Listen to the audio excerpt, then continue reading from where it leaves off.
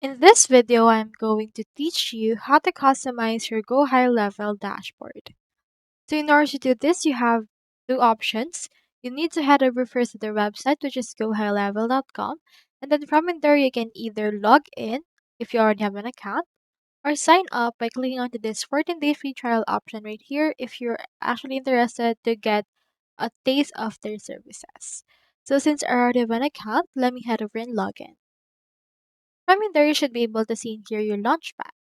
Head over and click onto this dashboard right here. Now, once you're on your dashboard, you can access the edit mode by clicking onto this actual icon, which is the edit icon. You can click onto this right here and you can edit your dashboard.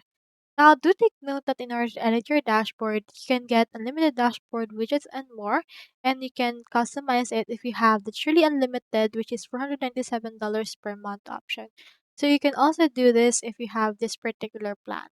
So in this case, on this plan, you will have unlimited dashboards, unlimited custom widgets, unlimited custom metrics, unlimited personalized reports, and elements and themes. So you can click on this upgrade now option right here in order to upgrade, in order to get all of the things that you can edit. So if you have, you can actually move some things around, remove some things, and you can easily distribute some tasks and also reposition them.